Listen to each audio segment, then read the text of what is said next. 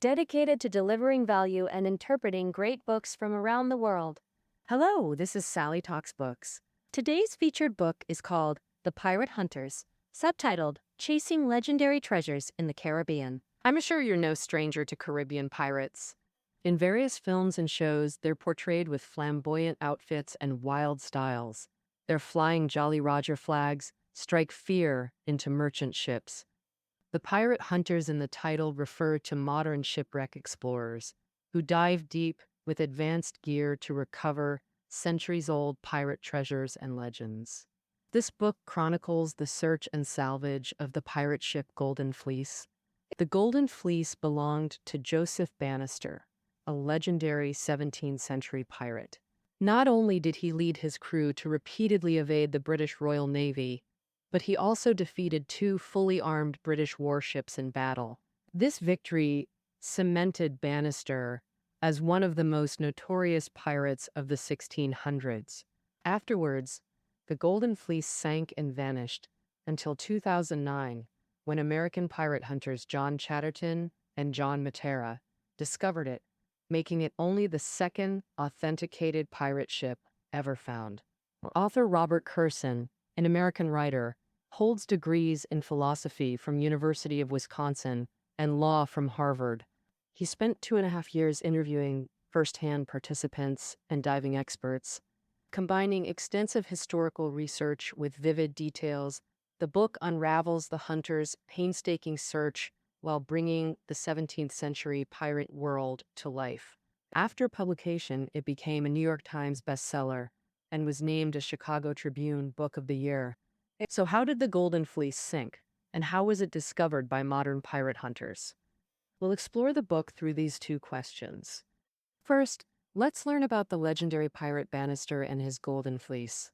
Piracy dates back to the dawn of seafaring, born the very day humans first loaded cargo onto ships. After the 16th century, with New World discoveries, colonial expansion, and new technologies, Atlantic piracy grew rampant.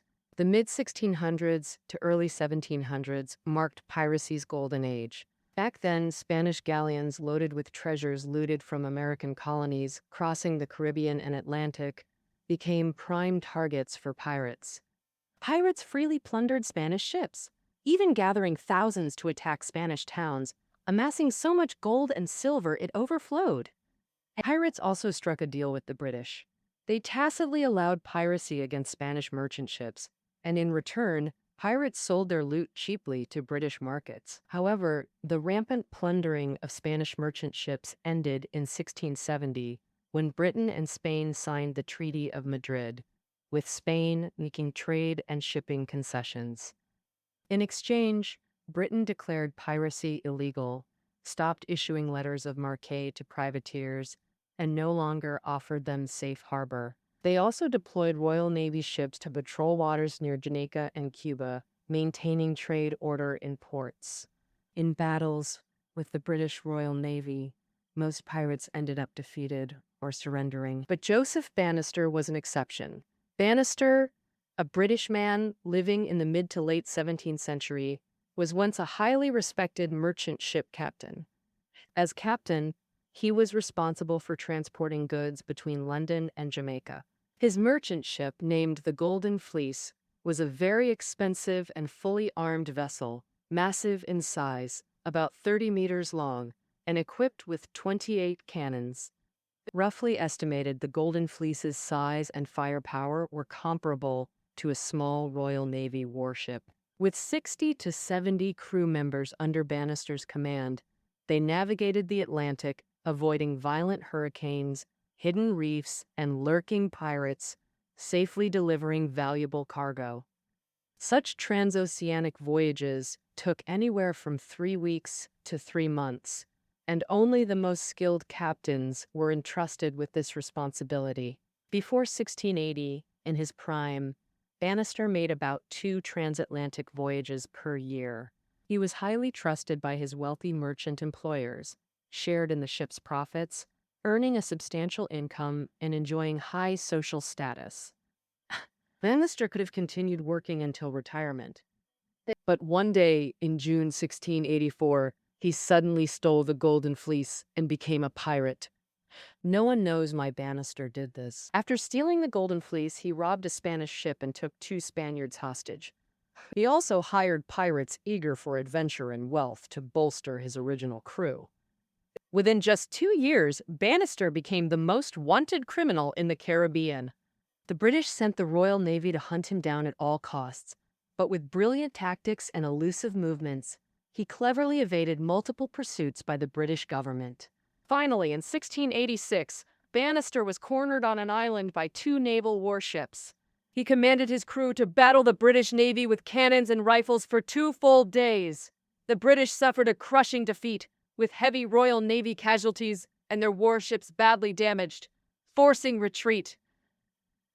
Off Jamaica, Bannister won this battle and escaped, but the Golden Fleece was so severely damaged it sank. This battle cemented Bannister's legendary status. As for his ultimate fate, one account claims that in 1687, the year after that naval battle, he and several crew were captured by the British Royal Navy in a remote area of Central America's east coast, then executed on the spot in Jamaica. Another version suggests the execution was fabricated by the British government to intimidate pirates. The real Bannister may have assumed a new identity, relocating to the Mediterranean or North America's east coast to continue his piracy. Though Bannister vanished from history, his sunken Golden Fleece has captivated countless maritime treasure hunters for centuries. These treasure hunters target shipwrecks laden with gold, jewels, and artworks. According to UNESCO estimates, over 3 million undiscovered shipwrecks lie scattered across the world's oceans, some carrying astonishing treasures. If all could be salvaged, their total value would reach hundreds of trillions of dollars. These wrecks are scattered in the South China Sea, known as one of the world's 3 major ship graveyards, the Mediterranean and Caribbean Sea. Early treasure hunters were mostly fishermen who'd lived by the coast for generations, raised on treasure tales passed down by ancestors. Legends, equipped with simple diving masks and fins, some fishermen dove to salvage scattered porcelain and gold coins from the seabed. By the 1950s, scuba gear inventions allowed treasure hunters to work underwater continuously for 1 to 2 hours. During this era, professional treasure hunters emerged, scouring libraries and archives for old nautical charts and shipping records to pinpoint wreck locations. They'd then dive underwater, relying mainly on manual labor to locate, survey, and salvage ancient wrecks. By the 21st century, large ocean exploration companies entered the shipwreck exploration field. With professional expertise and substantial funding, they established rigorous workflows. First, they compile shipwreck databases using logbooks, historical materials, and legends to identify sites, then dispatch survey ships to map seabed topography and confirm targets. Next, they deploy small underwater reconnaissance robots to film footage and collect artifact samples from wrecks. After onboard archaeologists date and appraise samples, large excavation robots salvage the wreck, typically costing over $2 million per project. The high-tech equipment alone costs tens of millions. Companies like America's Odyssey Marine have salvaged 5 to 6 treasure-laden wrecks, including early 1800s Spanish warships, Civil War wrecks, and 201 British supply ships, totaling billions in value. But pirate wrecks prove far harder to find, since even during piracy's golden age, pirates were exceptionally rare. How many pirate ships existed during this 70-year golden age from 1650 to 1720? The exact number sailing the seas remains unknown. Historians estimate around 1700. Likely no more than 20 pirate ships roamed the Atlantic and Caribbean, with fewer than 2,000 pirates total. Moreover, most pirate ships didn't vanish or sink. They were captured by governments or sold by pirates, eventually becoming legitimate vessels. Only a tiny fraction disappeared from view. Even if found, confirming a pirate ship's identity is nearly impossible due to pirates' secretive nature. Stealthy captains wouldn't publish crew lists, document voyage plans, or paint the ship's name on the hull. When a pirate ship sank, survivors wouldn't report its loss to authorities. Back then, inaccurate nautical charts and unreliable longitude or latitude coordinates made it impossible for witnesses to precisely describe where pirate ships sank. Moreover, since pirate ships belonged to no nation, no government would search for them. This meant a sunken pirate ship essentially vanished without a trace. Until the early 21st century, the first and only authenticated pirate ship discovered was the wreck was the Whydah galley, a large slave ship from the early 1700s that traveled between Britain, West Africa, and the Caribbean. In 1717, the Whydah was attacked by the notorious pirate Black Sam Bellamy while returning to England, then commandeered as his flagship. 2 months later, it sank off Cape Cod during a storm, carrying an estimated 4.5 tons of gold and jewels. In 1984, American explorer Barry Clifford discovered the Whydah. He recovered a ship's bell inscribed Whydah Galley 1716, confirming its identity. Thus, for treasure hunters, finding a legendary pirate ship like the Golden Fleece could secure their place in history. And Americans John Chatterton and John Matera were two such hunters, possessing both adventurous spirit and exceptional skill. Chatterton, a former underwater construction worker, loved deep-sea diving and had explored dozens of the world's most dangerous wrecks. One was the Britannic sister ship to the Titanic. It sank near Kea, Greece in 1916. On that expedition, Chatterton dove to 120 meters, near the limit for world-class divers, earning him recognition as one of history's greatest wreck divers. His partner Matera loved history and diving since childhood, relishing swimming freely through wrecks to physically touch sunken history. Matera ran a dive resort in the Dominican Republic, guiding guests to coral reefs and century-old wrecks by day. By night, he read about 16th, 20th to 17th century Spanish galleons. He and Chatterton met at a 2006 dive conference, instantly teaming up to search for a Spanish galleon. During preparations in 2008, treasure hunter Tracy Bowden approached them, offering 20% of recovered valuables to find the long-lost Golden Fleece. Bowden had long leased Samana Bay in the northeast of the Dominican Republic from the government, giving him exclusive salvage rights to that area. Salvaged artifacts must be shared with the government at a set ratio. Based on his research, the Golden Fleece likely sank near Levantado Island in Samana Bay. One piece of evidence is a 17th century ship's log.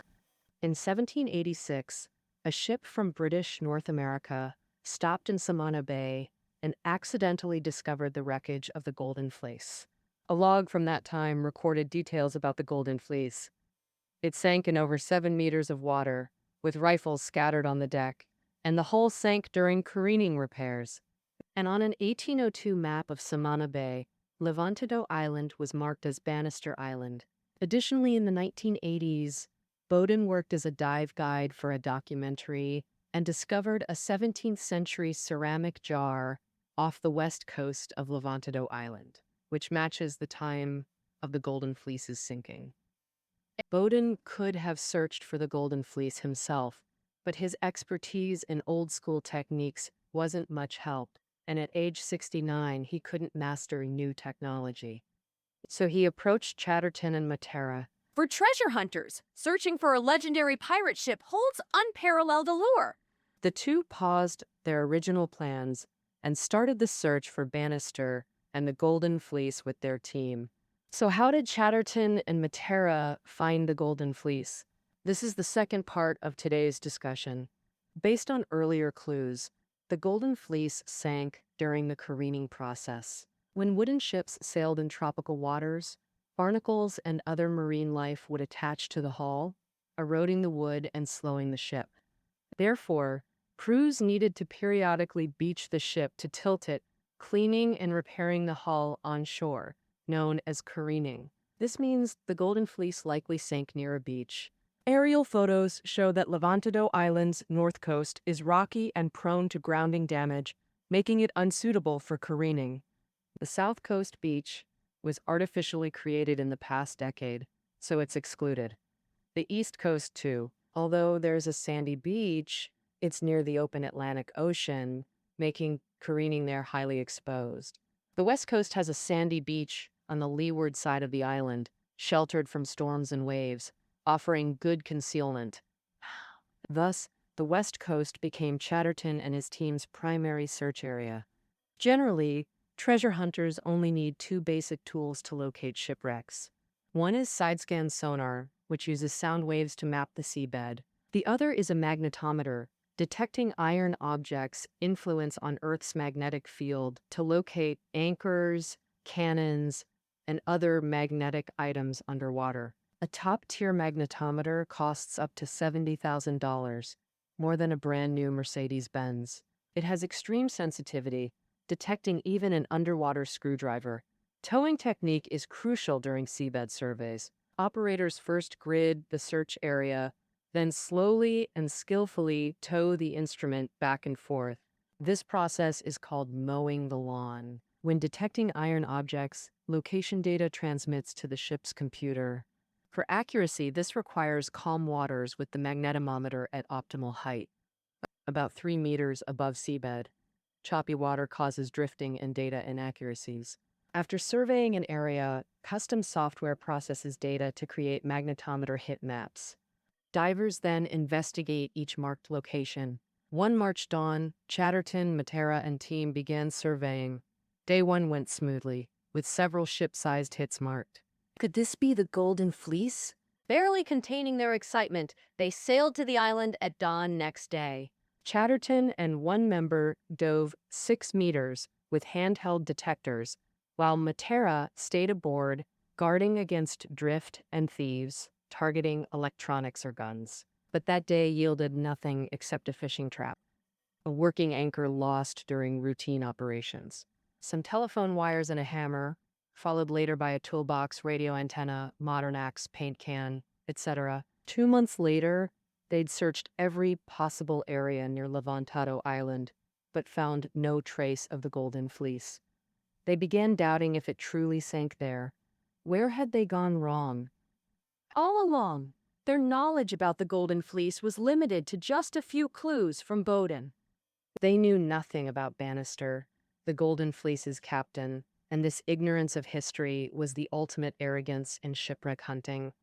It was time to return to history and search for Captain Bannister's story. Matera traveled through museums and libraries in the Dominican Republic, New York, and London, gathering materials, then visited the General Archives of the West Indies to examine reports on Samana Bay. But after weeks, he only found letters from British officials hunting pirates and a couple books mentioning Bannister. In his confusion, several legendary contemporary treasure hunters offered new perspectives. They told Matera, to understand Bannister, study pirate history and think like a pirate. To find a wreck, understand its essence, why it sailed, when it sailed, its route, and risks taken. Guided by this approach, Matera discovered common pirate misconceptions, like how they never buried treasure or made maps, since they spent loot almost as fast as they stole it. They drank, gambled, visited brothels, some blew 2,000, 3,000 silver coins daily, losing everything down to their clothes by next morning. Their colorful outfits, feathers, and gold chains reflected no fashion sense, just whatever they'd recently plundered. Matera also studied pirate organization, uncovering their unique democracy. Absolute equality aboard, from battle-commanding captains to inexperienced lookouts, with no privileged class. Captains held absolute authority only during combat. Otherwise, they led by crew consensus. Everything was voted on: hunting grounds, ship rules, punishments, the division of spoils. Every vote carried equal weight. After a raid, everyone shared the loot equally. Brave fighters got extra rewards while loot thieves faced punishment. ears and noses cut off, then marooned on deserted islands. If injured in battle, a pirate received compensation. Losing an arm or leg meant 400 to 600 silver coins or 4 to 6 slaves. Losing an eye or finger earned 100 silver coins or 1 slave. Matera believed pirate democracy's radical equality drew Bannister. He abandoned his respectable career to become a pirate. Remember, merchant ships had strict hierarchies. Captains held absolute power over crew. Crew work was typically brutal. Captains often treated crews cruelly, withholding wages, flogging, torturing, or imprisoning them. As Bannister rose from crewman to captain, he must have endured such injustice. Pirate democracy opened a new path to equality for him. But by the 1680s, empires united against pirates, squeezing their survival. Bannister wanted pirate democracy remembered by history, not lost with sunken ships. So he sought immortality. Plundering couldn't achieve it, but defeating the Royal Navy would carve his name in history. Conventional wisdom said the Royal Navy cornered Bannister during careening after getting tipped off. But Matera speculated Bannister set a trap, leaking careening plans to lure the Navy with the Golden Fleece as bait, then ambushing them. Therefore, treasure hunters shouldn't seek the perfect careening spot, but the perfect battleground. Matera's theories might seem stretched. In fact, they found no records directly stating Bannister's motives for piracy or fighting the Navy. But Matera and Chatterton followed this lead, focusing on a small island in Samana Bay named Cayo Vigia. Its northern sandbars could hide ships, while the elevated eastern side was perfect for concealing cannons in foliage. The fortified island was under 800 meters from land, allowing easy freshwater resupply. If they were pirates, they'd definitely choose this battleground. On Cayo Vigia, they unearthed 17th century cannonballs from 30 centimeters underground, soon finding another nearby. These cannonballs proved a battle occurred here. After magnetometer scans of the coast, divers checked each hit. At one site, Chatterton found massive stones, 15 meters long, 12 meters wide, a sailing ship's ballast pile. Ballast helped ships maintain stability during voyages, consisting of piled rocks. For treasure hunters, finding ballast means finding a ship. This pile rested at 7 meters deep, matching Bowden's clue about the Golden Fleece's depth. Near the stones, a team member discovered a meter-long octagonal tube almost encased in coral. After cleaning with hydrochloric acid, I identified it as a late 1600s musket barrel. Well, meanwhile, Bowden brought a historian's breakthrough, a copy of an eyewitness painting depicting the Golden Fleece's battle with Royal Navy ships. The original artist witnessed the battle, labeling the island as Bannister Island. The island's shape, size, and terrain matched Cayo Vigia perfectly, with the wreck location aligning with their ballast and musket finds. This painting became the strongest evidence for the Golden Fleece's location, giving Chatterton's team confidence to excavate the ballast. Bowden sent 9 to 10 divers, small stones moved by hand or shovels, large ones lifted with buoyancy bags, inflatable devices using airlift section for sand or coral removal. This device acts like an underwater vacuum, creating suction by using compressed air through PVC pipes to generate a vacuum state. As ballast stones were cleared, divers began searching for artifacts. They uncovered centuries-old pottery, fragments, musket barrels, iron cannonball containers, then gradually found spears, cutlasses, daggers, and musket balls. Also a boarding axe weighing about 7 kilograms. The most terrifying weapon, used by pirates to grapple ships, cut ropes, or hack opponents. They'd use these axes to pull target ships closer, sever ropes, or strike enemies. They also discovered 17th century Dutch Delft pottery, pipes, bottlenecks, lead-sealed medicine, boot soles, and coins from multiple nations. All artifacts dated back to the late 1600s. Over the next 2 months, salvage continued methodically. Divers recovered thousands of artifacts worth millions. Priceless Delft pottery, crystal goblets, even an unopened wine bottle. Thousands of pirate beads, bone-carved skulls, plus pipes, knives, and gun barrels. Lower salinity near Kiovigia and stable sand or silt provided exceptional preservation for the hull. For centuries, the entire bottom hull remained intact. Beams were undamaged, and they found a Royal Navy cannonball marked with a broad arrow inside. While no item bore the ship's name, like the White Bell, everything dated to 1686, matching the Golden Fleece's sinking, with details aligning perfectly with historical records. Thus, the Golden Fleece's identity was unanimously recognized by treasure hunters, archaeologists, and the Dominican government. So, after salvage, artifacts were cataloged, first divided between the Dominican Republic and Bowdoin, then Matera. Chatterton would redistribute with Bowdoin. In treasure hunting, parties typically take turns selecting desired items. Bowdoin might choose a boarding axe and a sword. Chatterton might pick a blunderbuss and some beads. Matera a pistol and Delft pottery. Then Bowdoin starts the next round. Selections based on pre-agreed ratios. As of the book's 2015 publication, their division remained unfinished.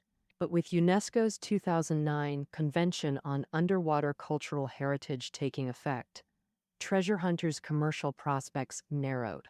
The convention mandates that wrecks over a century old belong to humanity's cultural heritage, requiring in situ preservation by nations, banning commercial development. By April 2019, 61 nations had joined this Underwater Heritage Protection Pact. For Chatterton and Matera, while they may never hunt new treasure wrecks, they'd claimed their ultimate prize.